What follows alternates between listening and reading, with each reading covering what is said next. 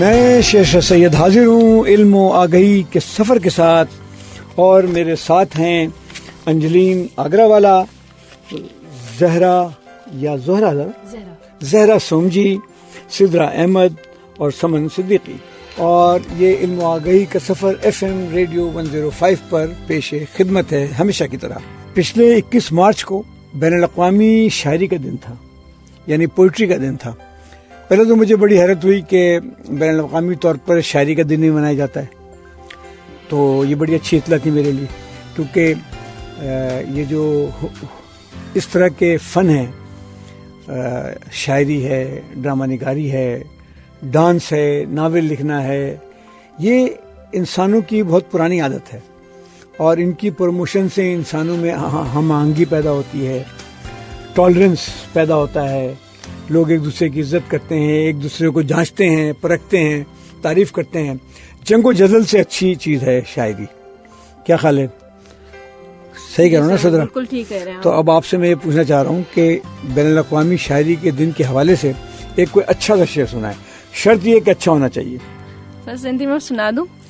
آپ سندھی میں، عربی میں، فارسی میں، گجراتی میں، کسی بھی زبان میں سنا دیں، شرط یہ کہ شعر اچھا ہونا چاہیے۔ اگر شعر خراب ہوا، شاہ بٹائی کا ایک شعر ہے جو کس کا شعر ہے؟ شاہ بٹائی، شاہ بٹائی۔ بہت سے ہمارے سننے والوں کو شاید شاہ بٹائی کے بارے میں پتہ نہ ہو، تو پہلے آپ شاہ بٹائی کے بارے میں تھوڑی سی بات بتائیں۔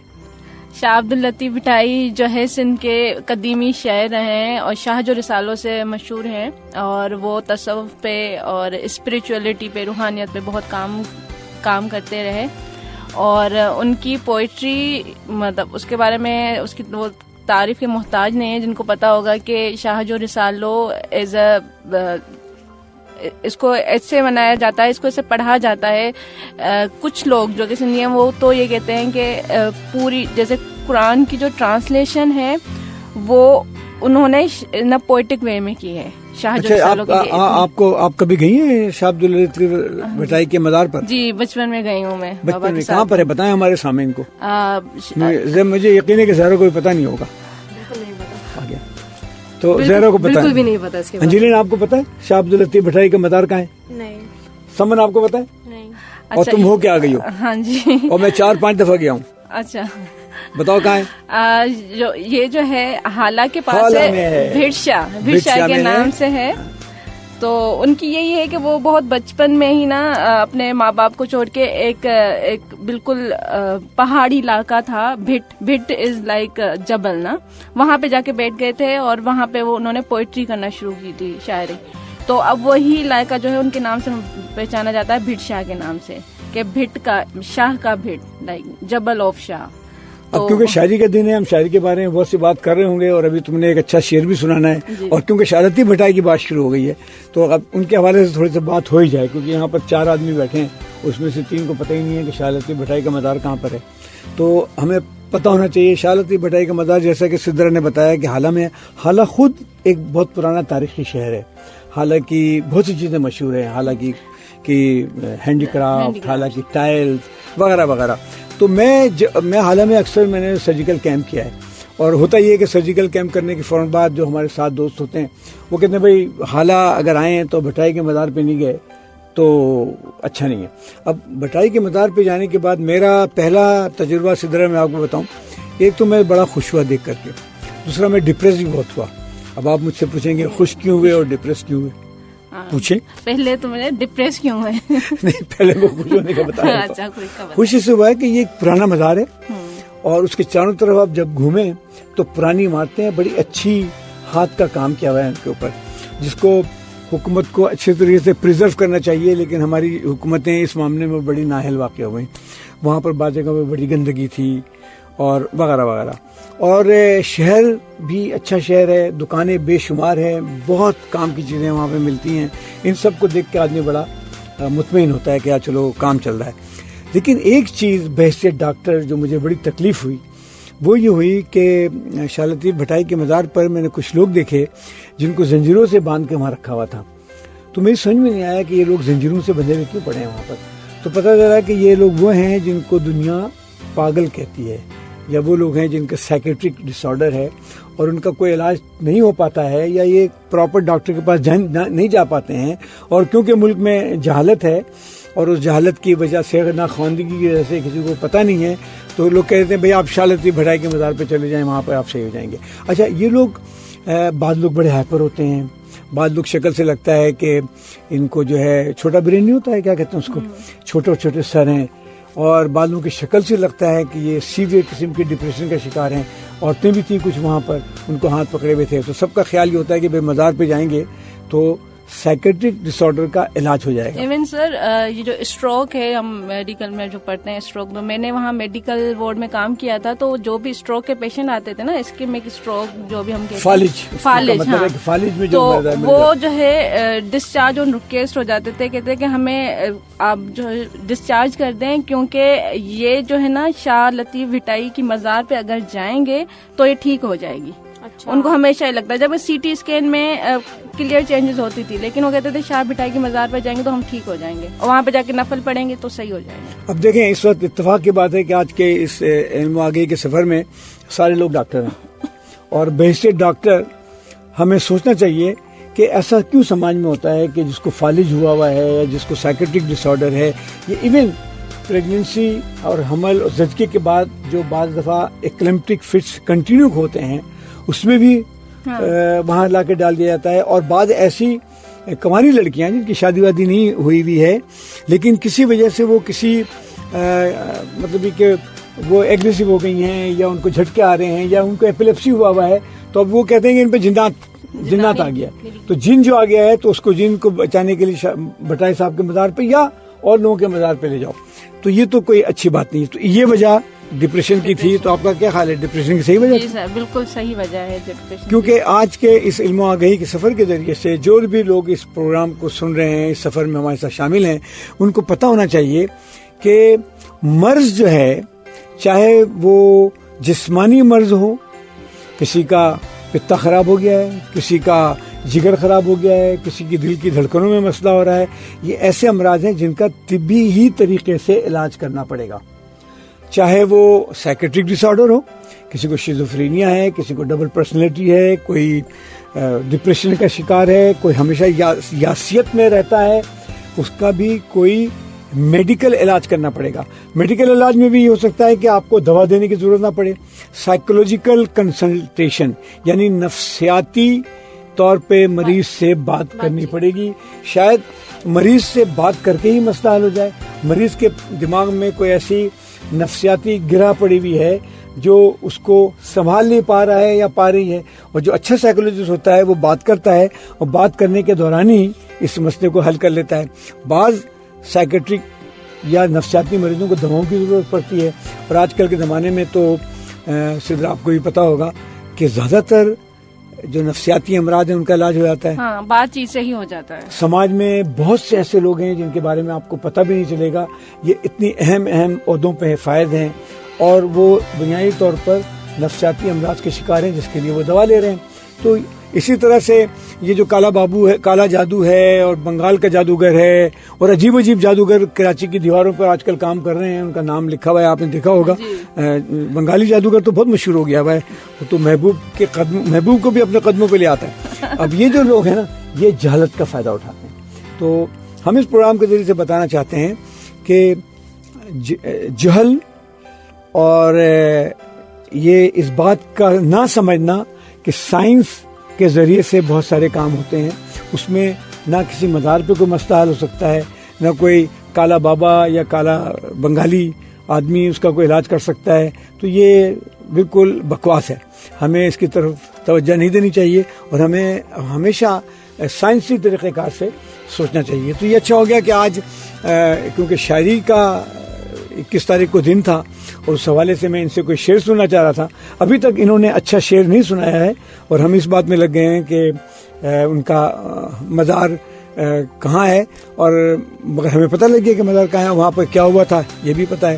تو یہ تو بات ہو گئی شاہ عبداللطیف بھٹائی کے بارے میں۔ اب اس سے پہلے کہ ہم وقفے میں جائیں، اب ہمیں شعر سنائیں شاہ عبداللطیف بھٹائی کا۔ ایک ان کا شعر ہے، اکھن میں تھی وے تا آؤں واری ڈھکیاں، توکھے ڈسے نہ ڈے آؤں نہ پساں کو ویو۔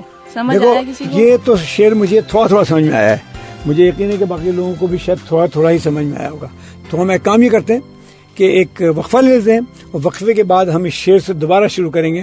شاہ عبداللطیف بھٹائی کا بہت اچھا اردو ترجمہ شیخ یاد نے کیا ہے، اس کو میری والدہ نے پڑھا تھا اور مجھے کتاب دی تھی، اس کو میں نے بھی پڑھا ہے، وہ میرے بھی بہت محبوب شاعر ہیں.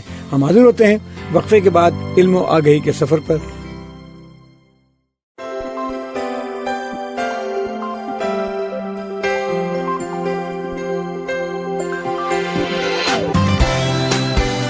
علم و آگہی کے سفر کے ساتھ میں حاضر ہوں ڈاکٹر شیر سید اپنے بہت ہی طاقتور ساتھیوں کے ساتھ، اور ہم بڑی اچھی بات کر رہے ہیں. آج کا دن ایکچولی یہ جو 21 تاریخ کا دن ہے نا، یہ مجھے بہت پسند آیا ہے کیونکہ میں تھوڑا بہت شاعری میں دلچسپی رکھتا ہوں.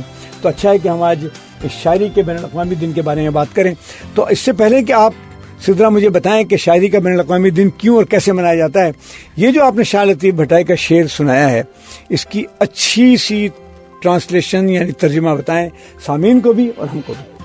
اچھا، تو اس کا مطلب یہ ہے اکھن میں تھی وے come and stand to my eyes, آؤ میری آنکھوں میں بیٹھو، آؤں واری ڈھکیاں let me close them close my eyes, توکھے ڈسے نہ وے آؤں نہ ڈساں کو بیو neither you could see other nor would I، تاکہ تم نہ کسی اور کو دیکھ سکو نہ میں کسی اور کو دیکھ سکوں. یہ تو بہت زیادہ رومانٹک شعر نہیں؟ جی سر، بہت رومانٹک، کچھ زیادہ ہی رومانٹک شعر نہیں ہے کہ آپ آئیں اور میری آنکھوں میں بیٹھ جائیں اور پھر میں آنکھ بند کر لوں تو کوئی آپ کو دیکھ ہی نہ سکے اور میں کسی اور کو دیکھ ہی نہ سکوں. یہ بچپن میں میں نے پڑھا تھا، مجھے بہت اچھا لگا تھا، میں نے اپنی امی کو ڈیڈیکیٹ کیا تھا. زبردست، بہت اچھا کیا آپ نے ڈیڈیکیٹ کیا. ماؤں کے لیے شعر بہت اچھا شعر ہے، ہم سب اس کو پاکستان کی تمام ماؤں کو ڈیڈیکیٹ کرتے ہیں.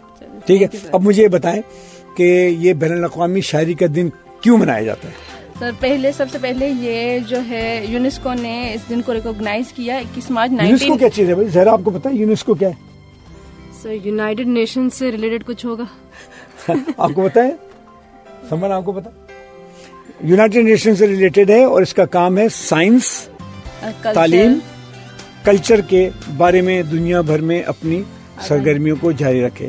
جی چلو، یہ جو ہے 1999 میں سب سے پہلے ریکوگنائز کیا 99 میں، اور اس کا جو ہیڈ کوارٹر ہے وہ پیرس میں ہے. اچھا، اس دن کو منانے کا جو مقصد ہے وہ یہ ہے کہ شاعری کو پڑھا جائے، لکھا جائے، شائع کیا جائے اور سیکھا جائے، اور جو بھی شاعر گزرے ہیں ان کی عزت افزائی کی جائے.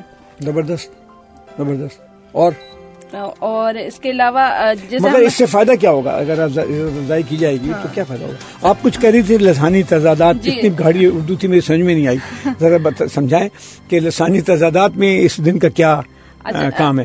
اچھا، امپورٹنٹ تھنگ جو ہے نا وہ یہ ہے کہ جو ہے نا لنگوسٹک ڈائیورسٹی گلوبلی پوری دنیا میں بہت چھائی ہوئی ہے کہ ہر کوئی، ایک تو زبانیں بہت ساری ہیں جو کہ ختم ہو رہی ہیں اور بہت ساری نیو بھی آ رہی ہیں، نئی آ رہی ہیں. تو جو ایک ڈائیورسٹی ہے، جو تضاد ہے زبانوں کا، ان کو سپورٹ کیا جاتا ہے اس دن کے تھرو. اور جو زبانوں کی ایک دوسرے سے تضاد ہے اس کو ایسا تضاد نہ بنایا جائے جس سے نفرت پھیلے. زبانوں کو ریکوگنائز کیا جائے، ان کو سمجھا جائے، ان سے محبت کی جائے، اور جتنی زبانیں آپ سیکھیں گے اتنا آپ کی علم و آگہی میں اضافہ ہوگا. تو اس تضادات کو، اس ٹینشن کو ختم کرنے کے لیے فیصلہ کیا گیا کہ شاعری کا دن منایا جائے. اچھا، شاعری کے دن منانے کے بارے میں آج ہم بہت سی باتیں کریں گے، لیکن اس سے پہلے کہ ہم آگے بڑھیں، کیونکہ آپ نے وہ شعر آپ نے اپنی امی کے نام اور پھر ہم نے پاکستان کی تمام ماؤں کے نام کر دیا ہے، تو ماؤں کے حوالے سے ایک بہت اہم بات کرنا چاہتا ہوں. جو مائیں ہیں ان کے ساتھ مڈ وائف کا چوری دامن کا ساتھ ہے. اگر آپ کو میٹرنل ڈیتھ سے بچنا ہے تو مڈ وائف ہونی چاہیے. تو میں یہ رسالہ دیکھ رہا تھا، کوئی گوڈ وومن ہسپتال کا رسالہ ہے، اس میں جنید اختر رہتے ہیں انٹوریو کینیڈا میں. جنید اختر کا تعلق کراچی سے ہے، کراچی میں یہ شاید ملیر میں رہتے تھے، اس کے بعد جیسا کہ ہوتا ہے چلے جاتے ہیں لوگ، یہ کینیڈا چلے گئے. انہوں نے ایک مڈ وائف کا ترانہ لکھا ہے. یہ اس میں لکھا ہوا ہے کہ جنید اختر NED انجینئرنگ کے گریجویٹ ہیں، عرصے سے کینیڈا میں رہتے ہیں، اچھی شاعری کرتے ہیں. یہ نظم انہوں نے خاص طور پر مڈ وائفوں کے لیے بھیجی ہے تو میں اگر آپ اجازت دیں تو نظم پڑھوں. جی سر, بہت اچھا لگے گا ہمیں سن تو یہ کہتے ہیں, اس کا نام ہی رکھا ہے مڈ وائفیں, ہم دست خدا کی صورت ہیں. سمن, آپ کو دست خدا کا مطلب پتہ ہے؟ مجھے پتا, آپ کو پتہ ہے دست کا مطلب کیا ہے؟ ہاتھ. اور دست خدا, خدا کا ہاتھ. دست خدا کا مطلب ہے خدا کا ہاتھ. تو یہ کہتے ہیں, وہ لکھتے ہیں, ہو کوئی ضرورت بہنوں کی ہم جان و دل سے حاضر ہیں. ہو کوئی ضرورت بہنوں کی ہم جان و دل سے حاضر ہیں. ہم واقف کرب تخلیق, ہم واقف کرب تخلیق, ہم راز خدا کی ناظر ہیں. ہم واقف کرب تخلیق, اس کا مطلب پتہ ہے؟ تخلیق کرنے کے لیے مدد کرنا. کرب کا مطلب ہے درد. درد, کرب, کرب کا مطلب ہے درد.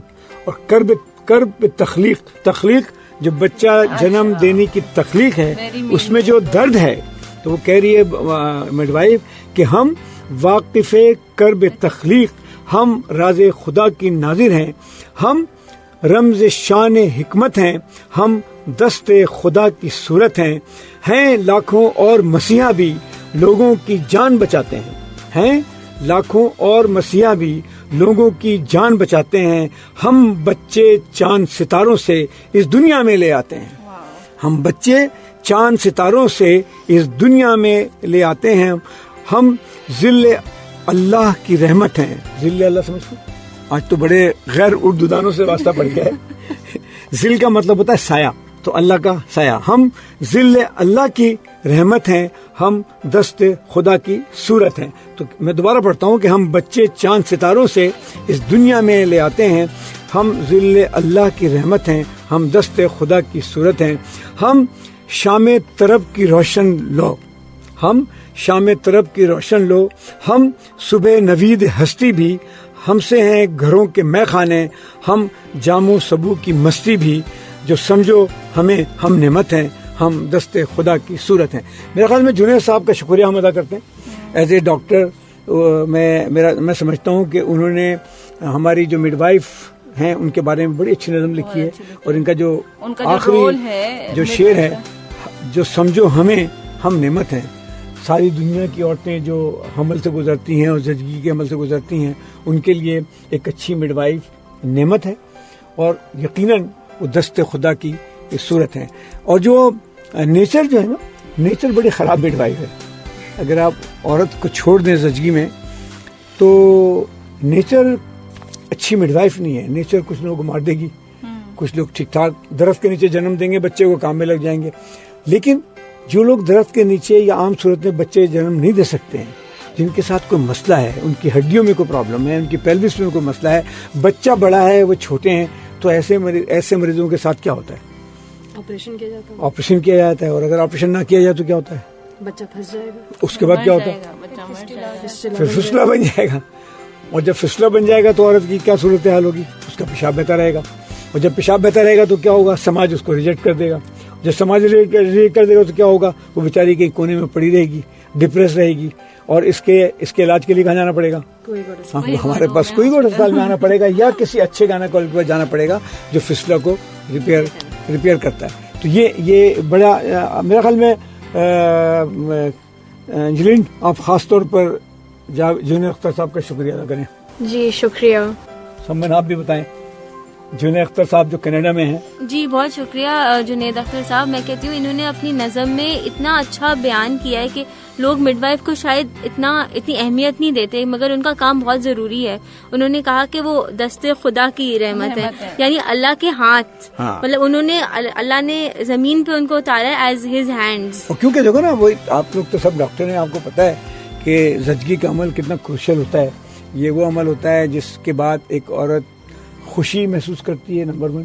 دوسرا, ایک ایسا بچہ دنیا میں آتا ہے جس کے بارے میں امید کرتے ہیں کہ وہ آئنسٹائن بنے, وہ سائنسدان بنے, وہ اچھا کام کرے, دنیا کو خوبصورت بنائے. یہ چاہتے ہیں نا. تو بہت شکریہ جنید. ہم واپس جاتے ہیں آج کے دن کے اوپر. میں نے بولا یہ موقع اچھا ہے, تو آپ بتائیں سمن, آپ کے پاس کوئی شاعر یا کسی شعر کے بارے میں کوئی ذکر ہے کہ آج شاعری کے دن کے حوالے سے ہم بات کریں؟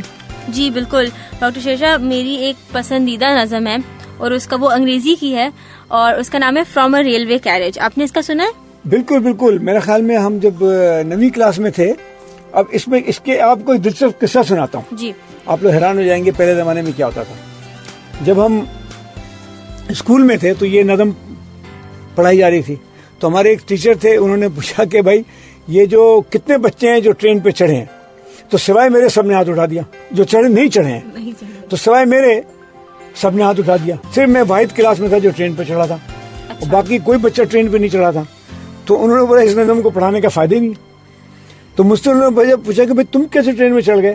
تو میں تو ملیر میں رہتا تھا، اور ملیر میں ہمارے گھر کے سامنے سے ٹرین گزرتی ہے. تو میں ٹرین سے کراچی سٹی اسٹیشن یا کراچی کینٹ اسٹیشن اکثر اپنے ابا کی انگلی پکڑے پکڑے آتا تھا، چھوٹا سا تھا. تو سب مجھے اتنے حیرت سے دیکھ رہے تھے میں ٹرین پہ چڑھا ہوں، باقی لوگ ٹرین پہ نہیں چڑھے. تو انہوں نے یہ کیا کہ بھائی کلاس ولاس نہیں ہوگی، کل صبح آپ کو میں ٹرین پہ چڑھاؤں گا.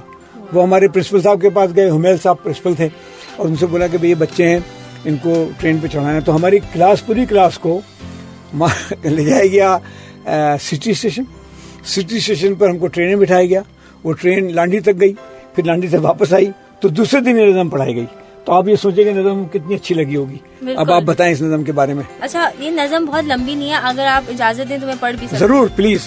اچھا، تو ان کے شاعر جو ہیں ان کا نام ہے رابرٹ لوئس اسٹیونسن، جو ایک بہت ہی مشہور شاعر ہیں. انہوں نے اور بھی بہت اچھی ناولز لکھی ہیں. ان کا doctor Jekyll and mister Hyde کا آپ نے سنا ہوگا، ٹریجر آئلینڈ کا آپ نے سنا ہوگا، کڈنیپڈ کا آپ نے سنا ہوگا. تو انہوں نے یہ ساری ناولز لکھی ہیں.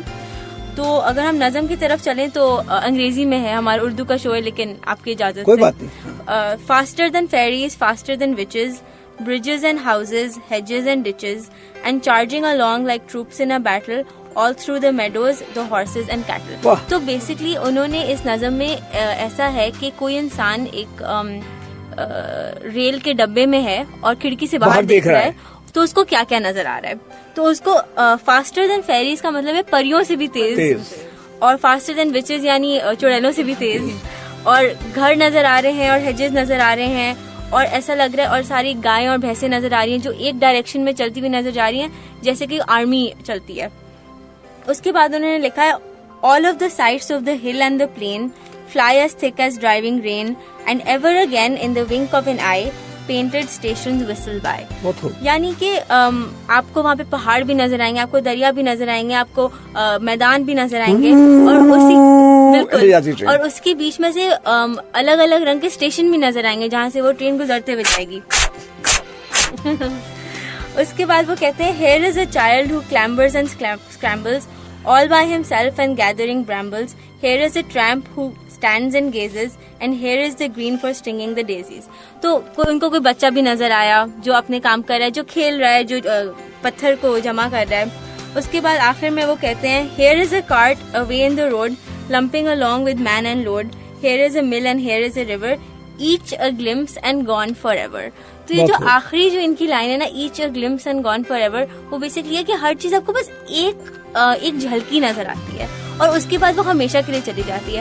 تو ڈاکٹر شیرشاہ، جب میں چھوٹی تھی اور میں نے یہ نظم پڑھی تھی تو میں نے اس کو صرف یہی سمجھا تھا کہ یہ ایک ریل کی گاڑی سے ہے، لیکن اگر اس کی گہرائی میں جائیں تو اس میں یہ کہ پوری زندگی ہماری زندگی کے بارے میں فلسفہ ہے. بالکل. بہت شکریہ سمن آپ کا، آپ نے بہت اچھے نظم کا انتخاب کیا اور شاعری کے دن کے موقع پر ہمیں سنایا. ہمارے سامعین کو پسند آیا ہوگا. اور اب ہم جاتے ہیں وقفے کے لیے، اور وقفے کے بعد دوبارہ حاضر ہوتے ہیں اپنے سفر میں جو کہ بغیر ٹرین کے ہیں.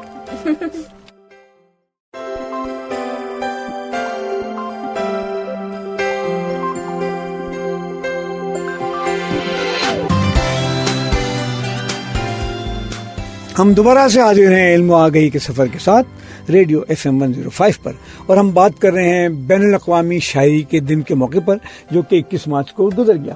اب کیونکہ لگتا ایسا ہے کہ اس کمرے میں جتنے بھی لوگ ہیں سب کو شاعری سے دلچسپی ہے، تو آج شاعری کے بارے میں ہی بات ہوگی. تو سمن آپ کا بہت شکریہ، آپ نے بہت اچھی نظم سنائی اور اس میں بہت سی باتیں سیکھنے اور سمجھنے کی ہیں. میں تمام سامعین کو درخواست کرتا ہوں کہ گوگل کریں اور اس نظم کو پڑھیں، اس کے مطلب کو سمجھیں. تو میرے ساتھ ہیں اس وقت زہرا سوم جی. زہرا سوم جی نے بھی ایک نظم ہمارے لیے چنی ہے، تو آپ بتائیں کہ نظم کیا ہے اور اس کا بیک گراؤنڈ کیا ہے اور کس کی نظم ہے؟ یہ نظم علم و آگاہی کے سفر کے حوالے سے ہی ہے کہ یہ بلے شاہ کا ایک کلام ہے. اوہو، بلے شاہ کا کلام ہے. بلے شاہ ہمارے ایک پنجابی صوفی پوئٹ ہیں. یہ 17ویں صدی میں تھے اور سچل سرمس جو کہ سندھی شاعر ہیں ان کے زمانے کے قریب ہوا کرتے تھے. ہر کوئی ان کو جانتا ہے. بہت اچھا انہوں نے بہت ساری پوئمز لکھی ہیں. ہمارے پاکستان میں اور ہندوستان میں بلے شاہ کو تقریباً آپ بالکل صحیح کہہ رہی ہیں، ہر کوئی جانتا ہے. اور بلے شاہ کی جو شاعری ہے اس میں فلسفہ بھی ہے، اس میں تصوف بھی ہے، اس میں مزہ بھی ہے اور اس میں عشق و عشقی بھی بہت ہے. تو بلے شاہ کو اپنے زمانے میں کوئی عزت نہیں دی گئی. بلے شاہ کو کیونکہ سچ بولتے تھے اور آپ کو پتا ہے کہ سچ بولنے والوں کے ساتھ برا ہوتا ہے، تو بلے شاہ اس حالات میں کرتے رہے کام اور شعر پڑھے. تو ذرا آپ اچھے سے بتائیں اور ذرا زور سے بولیں تاکہ ہمارے سامعین کو آپ کی انرجی سے بھرپور آواز جائے.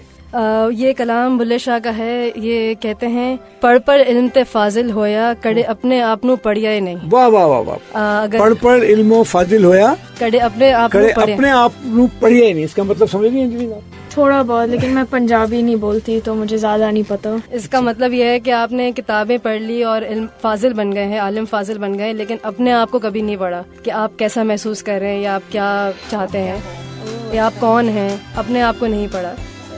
ونج وندا ہے مندر مسیح تے کڑے منہ اپنے وچ وڑیا ہی نہیں.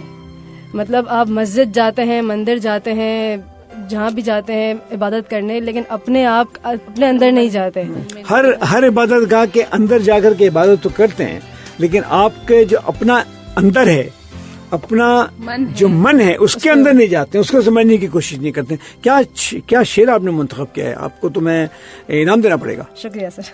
آگے. لڑنا روز شیطان دے نال تے کڑے نفس اپنے نال لڑیا ہی نہیں. واہ واہ واہ واہ. لڑنا روز شیطان دے نال تے کڑے نفس اپنے نال لڑیا ہی نہیں. اپنے نفس سے کبھی لڑنا نہیں ہے. شیطان کے بارے میں بک بک کرنا ہے، لیکن اپنے اندر جو شیطان ہے اس سے نہیں لڑنا. شاباش. آگے. بلے شاہ آسمانی اندیا پروندا ہے تے جڑا گھر بیٹھا انہیں پڑھیا ہی نہیں. مطلب آپ آسمانوں کے بارے میں سوچتے ہیں کہ یہ ان کو مطلب یہاں تک جانا ہے، یہ سب جانا ہے، لیکن وہی بات ہے کہ اپنے جو قریب ہے، اپنے اندر جو ہے اس کے پاس نہیں جانا. پڑوس کے بارے میں پتہ نہیں ہے اور آسمان کے بارے میں بکواس کر رہے ہیں. آگے. سر یہ پویم تھی، ان کی نظم تھی، لیکن مجھے اس لیے یہ پسند ہے کیونکہ ہر چیز جو ہوتی ہے ہم دوسروں پہ پوائنٹ کرتے ہیں، دوسروں کے بارے میں سوچتے ہیں، دوسروں پہ الزام لگاتے ہیں. کبھی اپنے آپ کو پہچانتے بھی نہیں ہیں، کبھی اپنے آپ کو دیکھتے بھی نہیں ہیں، کبھی اپنی خواہشات کا بھی احساس نہیں کرتے کہ ہم کیا چاہتے ہیں. بس دوسروں پہ لگے ہوتے ہیں، چاہے وہ الزام تراشی ہو، چاہے وہ دوسروں کی خواہشات ہوں. دوسری بات یہ کہ ہم جب مذہبی طور پر بھی ڈھونڈ رہے ہوتے ہیں، دوسروں پہ تنقید کرتے ہیں، خدا کو تلاش کرنے کی کوشش کرتے ہیں، جو ہمارے اندر بیٹھا ہے اس کی بازی نہیں کرتے. بہت اچھا آپ نے منتخب کیا، زبردست. اور اس کے بعد ہم اب جاتے ہیں انجلین کی طرف. انجلین آپ آئیں اور آپ مجھے بتائیں کہ آپ نے انجلین بہت اچھی آرٹسٹ ہیں اور ان کا داخلہ میڈیکل کالج میں ہوا ہے، بڑی محنت کر رہی ہیں. تو انجلین آپ نے کون سے نظم کا انتخاب کیا ہے اور کیوں انتخاب کیا ہے؟ جی، میری نظم کا نام ہے لنڈن سنو بائی رابرٹ برجز. اچھا، آپ دونوں سمن اور انجلین دونوں لندن کے آدمی ہیں لگتا ہے. میں ویسے کبھی لندن گئی نہیں. چلیں، آپ کو جانا پڑے گا اب لندن اس کو دیکھنے کے لیے. اب تو میں جاؤں گی. دراصل یہ میں نے جو نظم ہے یہ میں نے او لیول میں کی تھی اور مجھے اس وقت بھی بہت پسند آئی تھی یہ والی نظم. تو یہ ویسے تو کافی لمبی ہے تو میں شاید پڑھ نہ پاؤں، لیکن مجھے اس کا یہ بہت اچھا لگا تھا. انہوں نے لکھا ہے کہ in large white flakes falling on the city brown stealthily and perpetually settling and loosely lying. And اس میں ہم مطلب انہوں نے اتنی اچھے الفاظ میں جو ہے نا سنو یعنی برف کو ڈسکرائب کیا ہے، اس کے بارے میں بتایا ہے. تو ویسے جب میں نے پہلے اس نظم کو پڑھا تھا تو مجھے لگا تھا کہ یہ صرف جو ہے نا لنڈن کے سنو کے بارے میں یا برف کے بارے میں، لیکن جب آپ اس کو زیادہ گہرے مطلب طریقے سے دیکھتے ہیں تو پتہ چلتا ہے کہ یہ دراصل اس کے بارے میں ہے ہی نہیں. اچھا جی.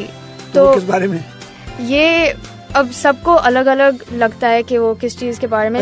بڑے شاعروں کا شاید یہ کمال ہوتا ہے کہ وہ ایسی بات کر دیتے ہیں جس میں بہت سے پرائے ہوتے ہیں. بالکل. مطلب آپ یہ سمجھ رہے ہیں کہ یہ کوئی رومانی شاعری ہے، لیکن در حقیقت رومانی شاعری نہیں ہوتی، وہ تصوف کا کوئی شعر ہوتا ہے. آپ سمجھ رہے ہیں تصوف کا شعر ہے لیکن در حقیقت وہ سائنسی بات کر رہا ہے. وہی والی بات ہے نا سر, وہ جو مجازی سے حقیقی اور حقیقی سے مجازی کا سفر. بالکل یہ بالکل. جو ہے. ہاں, تو آپ کا کیا خیال ہے یہ اگر برف کے بارے میں نہیں ہے اور لندن کے بارے میں نہیں ہے تو کس بارے میں؟ یہ ایکچولی مجھے لگتا ہے کہ اس کے بارے میں کہ جیسے وہ بتا رہے ہیں کہ پورا شہر برف سے کور ہو گیا ہے, مطلب برف پورے شہر میں ڈھانک دیا ہے برف نے پورے شہر کو. جی, تو پورا شہر اب سفید لگ رہا ہے. انہوں نے لکھا ہے کہ پہلے جو ہے نا شہر برا لگتا تھا اور برا لگتا تھا, اور وہ انہوں نے اس کی گندگی کے بارے میں تھوڑا سا لکھا ہے, لیکن اس سے پرسونیفیکیشن یعنی ایسا انہوں نے برف کو ایک پرسنالٹی دیا ہے کہ برف نے جو ہے نا پورے شہر کو پاک کر دیا ہے.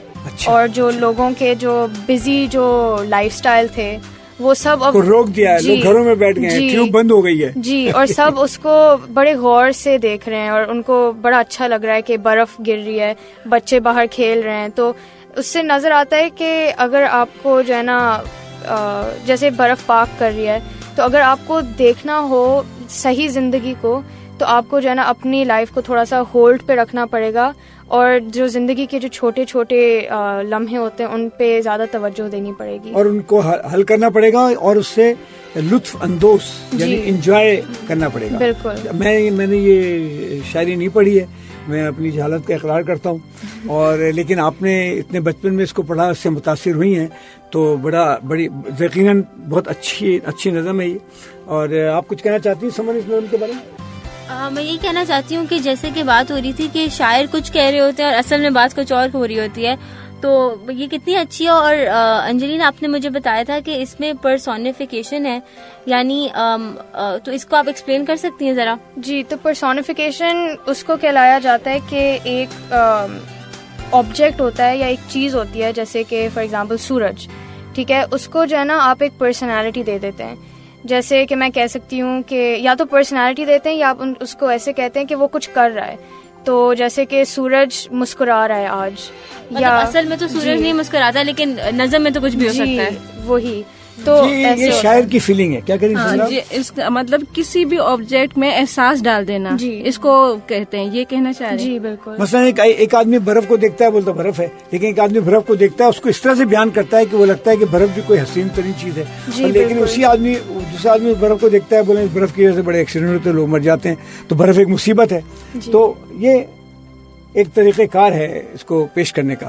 تو آپ نے بڑا اچھا بتایا. وہ جو ایک بچوں کا بھی شعر ہے نا, آلومیہ کہاں گئے تھے, وہ بھی تو شاعری ہے. آج شاعری کے دن ہم بچوں کی شاعری کے دن ہم بچوں کی شاعری بھی یاد رکھتے ہیں کہ آلومیہ کہاں گئے تھے. آگے کیا؟ سبزی کی ٹوکری میں سو رہے تھے. اس کے آگے کیا ہے؟ بینگن نے لات ماری رو رہے تھے. پھر گاجر نے پیار کیا ہنس رہے تھے. آلومیہ کہاں گئے تھے, یہی ہے نا. تو چلو بچوں کے بھی شعر ہو گیا. جتنے بھی بچے یہ نظم سن رہے ہیں, ہماری درخواست ہے کہ اپنی اپنی کتابیں کھولیں اور سب زور سے مل کے بولیں آلومیہ کہاں گئے تھے, سبزی کی ٹوکری میں سو رہے تھے, بیگن نے لات ماری رو رہے تھے, گاجر نے پیار کیا ہنس رہے تھے, آلومیہ کہاں گئے تھے. اور اس کے ساتھ ہم بھی ایک وقفہ لیتے ہیں علم و آگہی کے سفر کا, اور دوبارہ حاضر ہوتے ہیں علم و آگہی کے سفر کے ساتھ.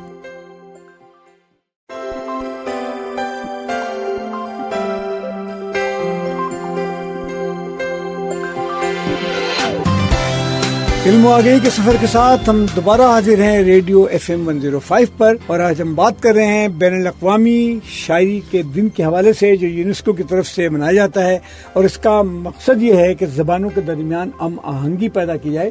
تو صدرہ آپ نے کچھ نظم نکالے آپ نے, ہم چاروں سے سن لیے نظم, آپ بھی ہمیں کوئی اپنی غزل سنا دیں اس دن کے مناسبت سے. بھائی میں تو کوئی شاعر ہوں نہیں, تو لہذا میں اپنی کوئی غزل سنا نہیں سکتا ہوں, اور آپ لوگوں کا بہت اسرار ہے. تو میری جو پسندیدہ غزل ہے وہ قتیل شفائی کی ایک بڑی اچھی غزل ہے, وہ میں آپ لوگ کو سنا دیتا ہوں. میرے خیال میں قتیل شفائی گنگنا دیں ہمارے لیے. گنگنانے کی بات بعد میں ہوگی, لیکن میرے خیال میں قتیل شفائی ہمارے دور کے ایک بہت بڑے شاعر تھے, بڑی خوبصورت نظمیں انہوں نے کی ہیں, لیکن ان کا نام اتنا نہیں لیا جاتا ہے جو ان کے ہم اثر دوسرے شاعروں کا لیا جاتا ہے. مثال کے طور پر فیض احمد فیض ہیں, یا ناصر کاظمی ہیں, لیکن قتل شفائی اپنی جگہ پہ ایک بہت بڑے شاعر تھے.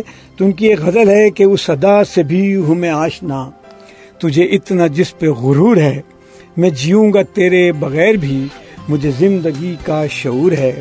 نہ ہوس مجھے میں ناب کی, نہ طلب صبا و صحاب کی, تیری چشم ناز کی خیر ہو, تیرے چشم ناز کی خیر ہو, مجھے بن پیے ہی سرور ہے.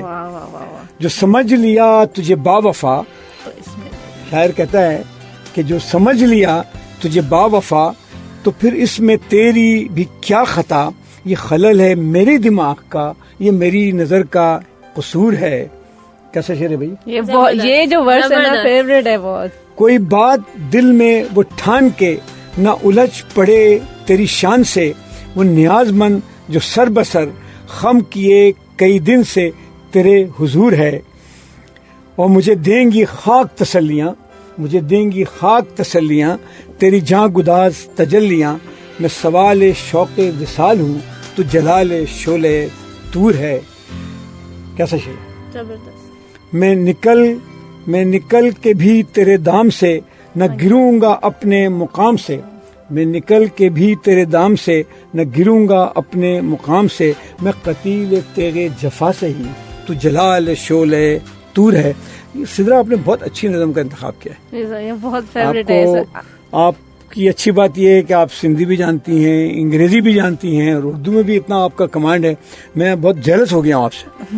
لیکن سر یہ آپ کی فیوریٹ پوئٹ میری بھی ہے فیوریٹ, لیکن آپ نے نکالا ہے تو آپ کے بہت فرمائش کے اوپر میں اس کی ایک پہلا شعر جو ہے تھوڑا سا گا کے بھی سنایا.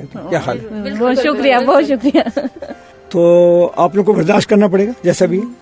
اس ادا سے بھی ہوں میں آشنا, اس ادا سے بھی ہوں میں آشنا, تجھے اتنا جس پہ غرور ہے, میں جیوں گا تیرے بغیر بھی, میں جیوں گا تیرے بغیر بھی, مجھے زندگی کا شعور ہے. اس ادا سے بھی ہوں میں آشنا, جو سمجھ لیا تجھے با وفا, تو پھر اس میں تیری بھی کیا خطا, یہ خلل ہے میرے دماغ کا, یہ میری نظر کا قصور ہے. اس ادا سے بھی ہوں میں آشنا, میں نکل کے بھی تیرے دام سے, نہ گروں گا اپنے مقام سے, میں قتیل تیرے جفا سہی, مجھے تجھ سے عشق ضرور ہے. اس ادا سے بھی ہوں میں آشنا. آج آپ لوگوں نے مجھے ریڈیو کا فنکار ہی بنا دیا. تو اب ہمارا پروگرام اختتام پر ہے, اور اس سے اچھا پروگرام ابھی چل رہا ہے, اختتام پہ نہیں ہے جناب. تو کچھ بولنا چاہیں گے آپ؟ یہ شاعری جو ہے یہ بہت درد, اس میں بہت درد ہے. ہاں, اس میں لیکن آپ نے جس طرح پڑھا ہے ایسا لگ نہیں رہا کہ اس میں درد ہے. کیوں؟ ہمیں تو بہت خوشی ہو رہی تھی آپ کو سن کے. ایسا لگ ہی نہیں رہا تھا کہ کوئی کسی اپنے پرانے عاشق کو کہہ رہا ہو یا کسی دور جو بیٹھا ہو اس کو کہہ رہا ہو. نہیں, یہ میں سمجھتا ہوں کہ ایسا کرتے ہیں کہ پوری غزل کو ہم ان تمام لوگوں کے نام کر دیتے ہیں جو اپنے اپنے دوستوں سے, رشتہ داروں سے دور ہے, اور کسی وجہ سے وہ پاکستان نہیں آ سکتا ہے یا مل نہیں سکتا ہے, تو وہ کہہ رہے ہیں ہم آپ کے بغیر بھی جی لیں گے. ایسا کوئی مسئلہ نہیں ہے. جس چیز کا غرور ہے, دنیا چلتی رہتی ہے, دنیا چلتی رہتی ہے. تو یہ ایک اچھی غزل آپ نے چنی ہے. اور اس کے علاوہ کوئی اور بتائیں, کوئی اور شعر سنائیں. کسی کو کوئی شعر یاد ہے, کوئی آپ کچھ سنانا چاہتی ہیں, آپ کچھ بتانا چاہتی ہیں. تو بین الاقوامی دن کے حوالے سے آج ہم نے عجیب بات ہے کہ ایک ہی دن کے حوالے پہ پورا प्रोग्राम कर डाला और उसके बारे में इतनी सारी मालूमात हमें पता चली. आप कुछ कह रही हैं सर? आपका फेवरेट पोइट कौन सा है? गालिब. उनका अगर कोई फेवरेट शेर सुना दें. आप बताएं गालिब का शेर. अगर आपको गालिब का शेर याद नहीं तो आपको स्टूडियो छोड़ के जाना चाहिए. है कि नहीं? उर्दू में गालिब एक ऐसा शायर है जिसको के वो है ना उसका शेर के मैंने कहा कि चश्मे नाज चाहिए गैर से तही. मैंने कहा कि बज़्म नाज चाहिए गैर से तही. कोई मतलब समझे? मैंने कहा आपका जो महफिल चल रही है उसमें किसी गैर आदमी को नहीं होना चाहिए, सिर्फ अपने लोग हों. तो मैंने कहा कि बज़्म नाज चाहिए गैर से तही, सुनकर सितम ज़रीफ ने मुझको उठा दिया कि यूं एक आप ही रह रहे हैं, आप निकल जाएं. कैसा शेर है गालिब? तो गालिब साहब तो ऐसी शेर कहते हैं. न कुछ होता तो खुदा था, कुछ ना होता तो खुदा होता, डुबोया मुझको होने ने, ना होता तो क्या होता. ये कितना बड़ा फलसफा है कायनात के वसत के बारे में, और कायनात की जो बिलियन साला स्टोरी है, कहानी है, उसके बारे में इससे अच्छा शेर नहीं हो सकता है. दोबारा पढ़े. कुछ था ना था, कुछ तो खुदा था, कुछ ना होता तो खुदा होता, डुबोया मुझको होने ने, ना होता मैं तो क्या होता. और वो शायर है ना कि वो हुए मर के हम जो रुसवा, हुए क्यों ना गर्क दरिया. अंजलि समझती हैं आप? हुए मर के हम जो रुसवा, हुए क्यों ना गर्क दरिया, न कहीं जनाजा उठता न कोई मजाक होता. काम का मरे, जनाजा भी उठ रहा है, वो दरिया में डूब जाते, खत्म हो जाती बात. कोई जनाजा उठता ना कुछ होता. बेखुदी बेसबब नहीं गालिब, कुछ तो है जिसकी पर्दादारी है. बहुत क्या बात है. गालिब तकरीबन 17 साल के थे जब उन्होंने ये फलसफा बयान किया था. जनाब 17 से 21-22 साल 23 साल की उम्र तक गालिब ने तमाम अहम उर्दू शायरी कर डाली थी. उसके बाद उन्होंने फारसी शायरी भी बेशुमार की. तो जबरदस्त. एक वो भी है ना सर, हजारे ख्वाहिश ऐसी कि हर ख्वाहिश पे दम निकले, बहुत निकले मेरे अरमान लेकिन फिर भी कम निकले. कुछ बोलना है जी? मुझे जब आप वो मिडवाइफरी के बारे में बात कर रहे थे तो मुझे एक ये शेर याद आया जो मैंने बचपन में रटा था, क्योंकि हर ऐसे में इसी को मैंने कोट किया था. तो वो इकबाल का शेर है ना, है लोग वही जहां में अच्छे आते हैं जो काम दूसरों के. बिल्कुल सही बात. तो उससे बस वो याद तो मिडवाइफ आपको याद आ कि वही लोग अच्छे हैं जी. बिल्कुल. तो मेरे ख्याल में अब हमारा वक्फे का वक्त आ गया है, लेकिन वक्फे के क्या, हमारा काम इख्तिताम पर है और हम आज की बज़्म का इख्तिताम कर रहे हैं. क्योंकि ज़हरा साहिबा ने भुले शाह की बात की थी, तो भुले शाह का एक मशहूर गाना है, तमाम सामीन उसको सुने और अपना सर धुने, क्योंकि बहुत अच्छे तरीके से गाया गया है. अगले हफ्ते फिर मिलते हैं इल्म आगही के सफ़र के साथ.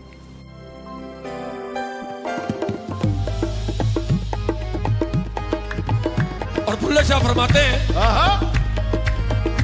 मेरा पिया घर आया हो लालनी, मेरा पिया घर आया हो लालनी, मेरा पिया घर आया हो लालनी, मेरा पिया घर आया. ओ पिया घर आया सानू अल्लाह मिलाया, पिया घर आया सानू अल्लाह मिलाया. हुण आपे करदा निहाल दी, मेरा पिया घर आया हो लालनी, मेरा पिया घर आया. वो मेरा पिया, मेरा पिया, मेरा पिया, आए आओ मदनश,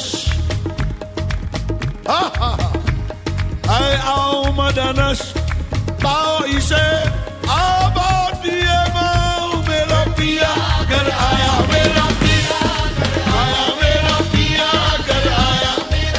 आओ नी सैयो, आओ नी सैयो, आओ नी सैयो, मैनू देओ बधाई. मेरा पिया घर आया हो लालनी, मेरा पिया घर आया. वो आते हैं, वो आएंगे, वो आते हैं, वो आएंगे, वो आने को है वो आए. वो आते हैं, वो आएंगे, वो आने को है वो आए. वो आते हैं, वो आएंगे, वो आने को है वो आए.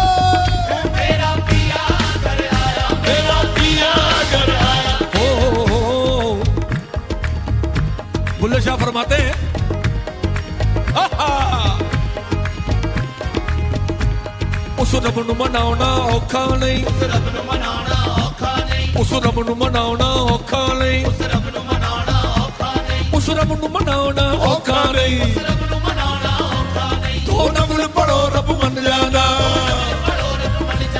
ਉਸ ਰੱਬ ਨੂੰ ਮਨਾਉਣਾ ਔਖਾ ਨਹੀਂ, ਉਸ ਰੱਬ ਨੂੰ ਮਨਾਉਣਾ, ਉਸ ਰੱਬ ਨੂੰ ਮਨਾਉਣਾ ਔਖਾ ਨਹੀਂ, उस रब नू मनाना औखा नहीं। मेरे रब को मनाना तो बहुत आसान है, उसके हुजूर में 2 रकात नफिल पेश कर दो, वो मन जाता है। अरे भाई नफिल तो बहुत बड़ी बात है, नफिल की नकल ही कर लो। ओ मेरा पिया अगर आया, मेरा पिया अगर आया, उस रब नू मनाना औखा नहीं, उस रब नू मनाना औखा नहीं, उस रब नू मनाना औखा नहीं। 2 नफल पढ़ो रब मन जाना, 2 नफल पढ़ो रब मन जाना, 2 नफल पढ़ो रब मन जाना, 2 नफल पढ़ो रब मन जाना। जे यार किसे दा रुस जावे, जे यार किसे दा रुस जावे, जे यार किसे दा रुस जावे, जे यार किसे दा रुस जावे, नच नच के मनाना पैदा है। मेरा पिया अगर आया, मेरा पिया अगर आया, जे यार किसे दा रुस जावे, जे यार किसे दा रुस जावे, जे यार किसे दा रुस जावे, जे यार किसे दा रुस जावे, नच नच के मनाना पैदा है। की हाल सुनावा, हाय हाय हाय, की हाल सुनावा, आहा दिल दावे, हाय कोई महरम राज न मिलदा। की हाल सुनावा दिल दा, कोई महरम राज न मिलदा।